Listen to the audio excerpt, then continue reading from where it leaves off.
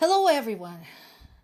While the situation at the Ukrainian front continues to be very grave, there are some glimmers of hope, basically showing that not everybody is a callous, selfish asshole in this world, which is really nice to know because it's been a while. So, starting with this is actually part of a larger topic.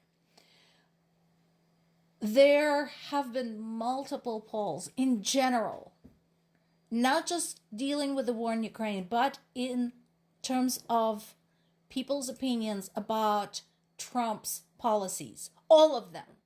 Domestic, international, all of them.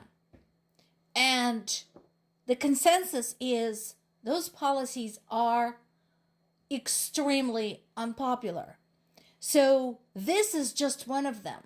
All of that pushing for basically Ukraine's surrender is being viewed by apparently a lot of Americans as exactly that. So majority of Americans think that, yes, that would be handing victory to Russia. And not only that, but it would be a huge embarrassment for the United States. While it is true that people in Europe and in the United States want to see this war end, and believe me, people in Ukraine sure as hell want to see this war end, because they're dying every day. They're losing something or someone or both every single day.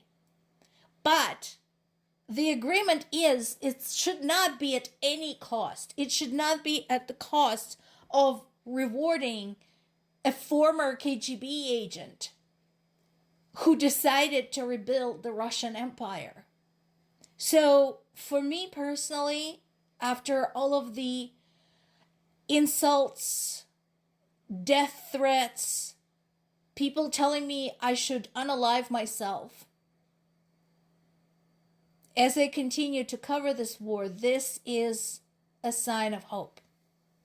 Another sign of hope. So I know the question of frozen Russian assets has been dragging for months and months and months. And I am with everybody who is extremely frustrated with this whole thing.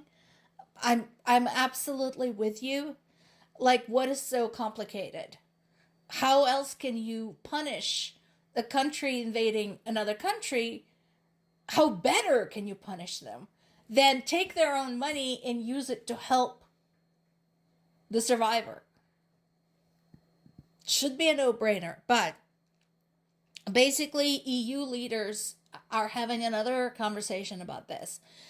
And they're starting to basically take the position that since the assets were frozen in Europe, by Europe, at the European financial institutions, Europe should be the one deciding what to do with them.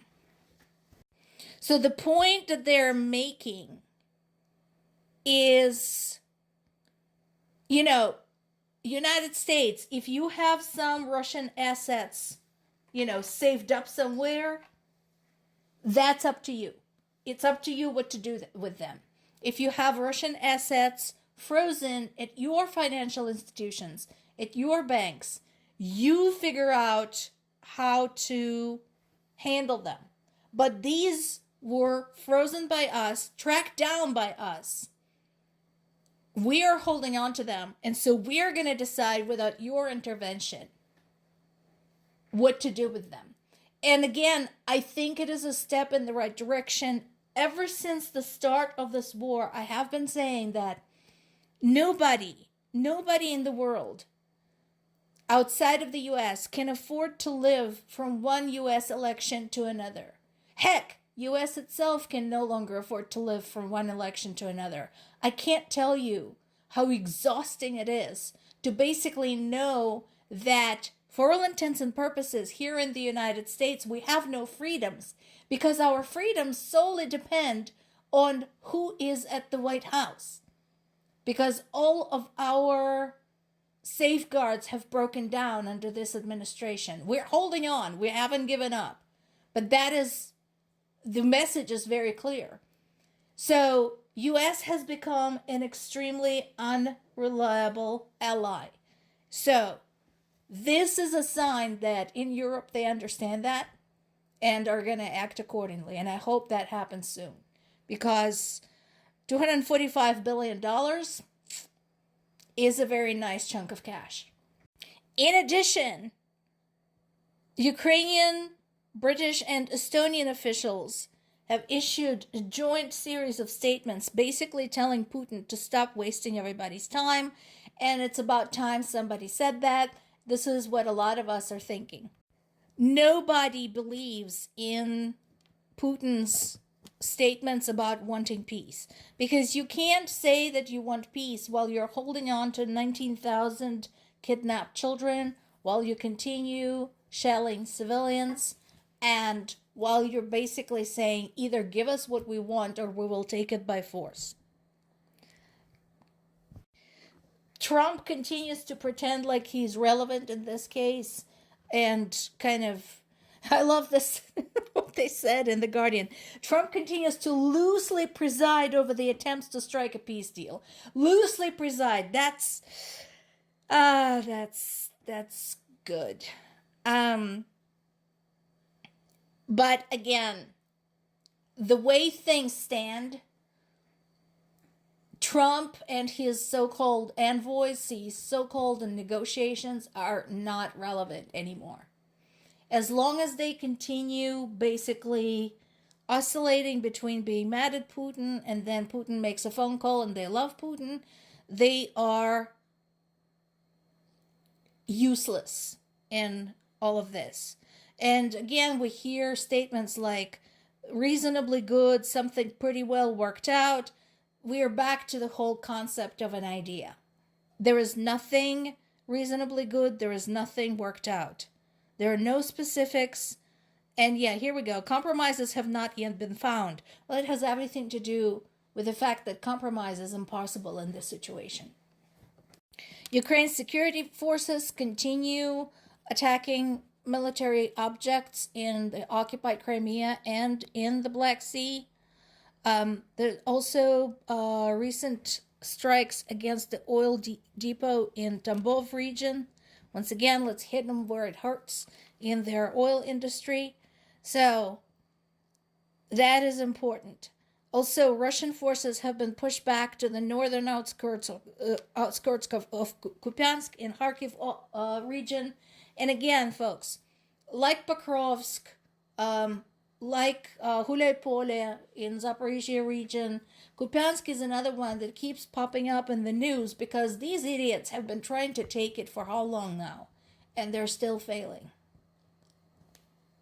And here we have people who say that Russia is winning. Britain and Norway are organizing a joint campaign to hunt down Russian submarines in the North Atlantic. This is serious. Again, this is finally the pushback I have been hoping to see.